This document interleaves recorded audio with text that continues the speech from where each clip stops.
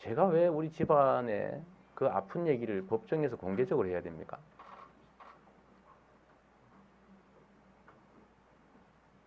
너무 가혹하지 않습니까?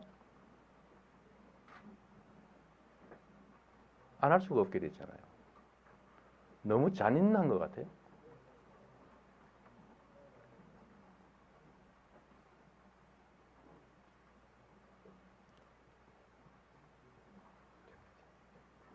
저라고 가슴이 안 아프겠습니까? 내 가장 사랑하는 형님입니다. 결국 자살 교통사고 내시고 돌아가셨어요. 입장이 어떻든 간에.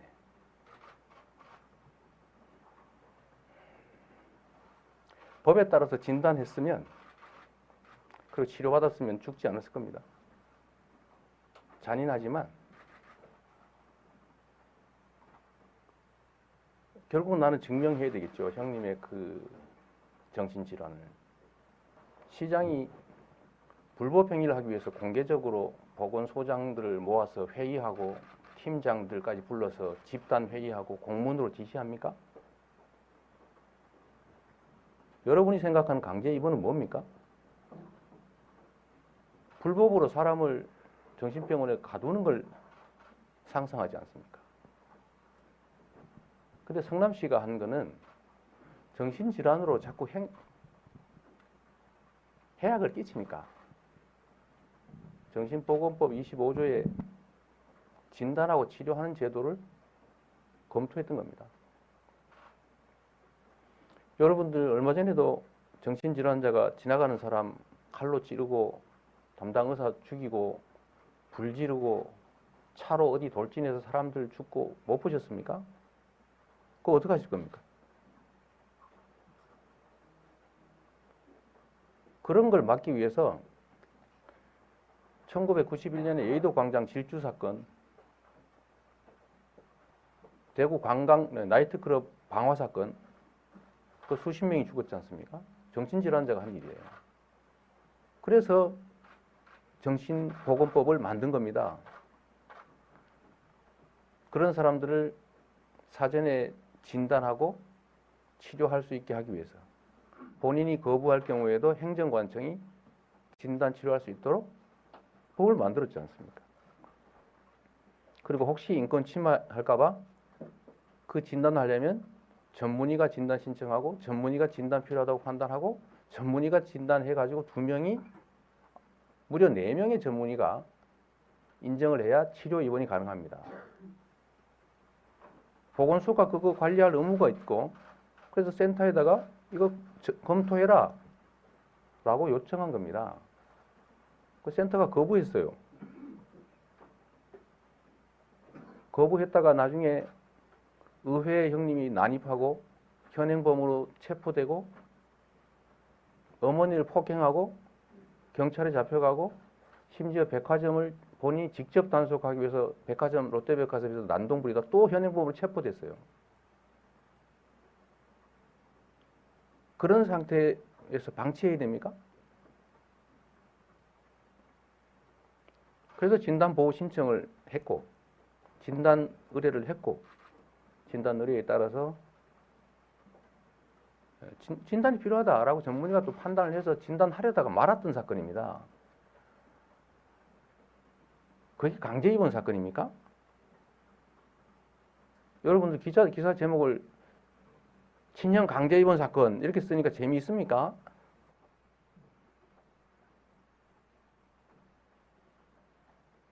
시장의 형이니까 방치해야 됩니까? 시장의 형이라고 공무원들한테 수십 명한테 전화하고 찾아가고 협박하고 욕설하고 어머니 때리고 어머니 어디를 칼로 뭐 어떻게 한다고 그러고 백화점 의회에 가서 난동 부리고 그러다가 결국 어떻게 됐습니까? 다음에 3월 16일 날 자살하려고 평택에서 마주오는 트럭에 돌진했습니다. 결국 중상고 중장애인 됐어요. 뇌손상까지 입었습니다.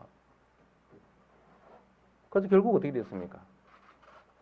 방치됐다가 악화돼가지고 견디다 못한 그 가족들이 창녕까지 데려가서 강제 입원 시켰지 않습니까? 그야말로 강제 입원이죠. 그리고 결국 돌아가셨어요. 방치했어야 됩니까? 아무리 정치고 아무리 잔인한 판이라고 해도 인간의 최소한은 지켜주셔야 되는 거 아닙니까?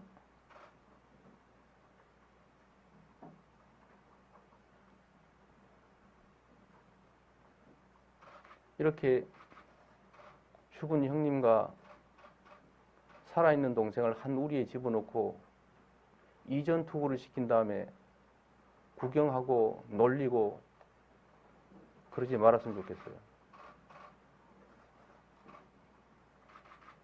제가 무슨 불법을 저질렀는지를 찾아주세요.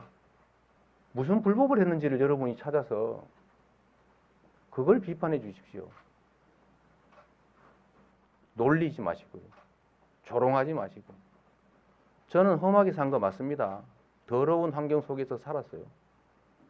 그래서 많이 망가졌습니다. 중학교도 가지 못했고 고등학교도 가지 못했고 13살 초등학교 마치자마자 어머니 손잡고 공장에 출근했습니다.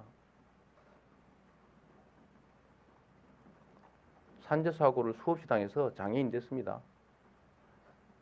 가족이 많아서 찢고 볶고 싸웠습니다. 그래도 나쁜 짓 하지 않았습니다.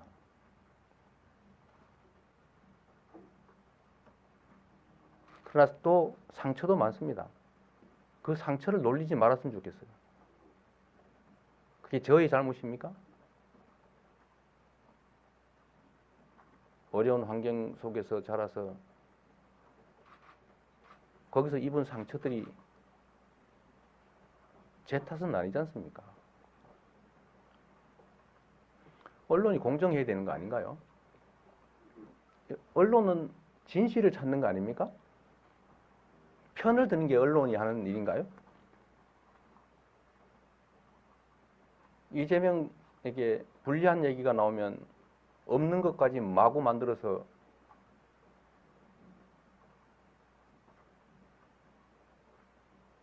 혹시라도 좀 유리한 자료가 나오면 다 모른 척. 제가 세상의 모두의 죄인입니까? 그건 아니지 않습니까? 또 제가 한 얘기 중에 일부를 쿼트해가지고 따서 뭐라고 할지 모르겠네요. 얼마 전에 보니까 그 형님의 가짜 차트 그 발견이 됐는데 그게 가짜 차트인 건 세상이 다 아는 거고 저도 가짜 차트라고 했던 거예요. 근데 그걸 왜 내가 진짜 차트라고 주장했다고 씁니까? 그리고 다운표까지 따가지고 내가 언제 그랬어요? 이렇게 하면 안 되는 거죠. 2002년에 어떤 일이 있었는지, 형님의 상태가 어땠는지 세상이 다 압니다. 경기도에도 쳐들어와서 그때 난리 아니었습니까? 여러분들 취재하셨을 텐데요. 7월 11일인가 경기도 감사장 쳐들어와서 난리 났었잖아요. 입장을 바꿔 생각해 보십시오, 여러분. 여러분이면 어떻게 하실 거예요? 입이 없어서 말을 못합니까? 입이 있어도 말을 못하지요. 어떻게 할 말을 다 하겠습니까? 집안 안방 문 안에서 벌어진 일들을 온 동네에다 얘기해야 될 뿐만 아니라 그걸 법적으로 증명해야 되는 그 상황을 여러분 상상해 보셨습니까, 혹시?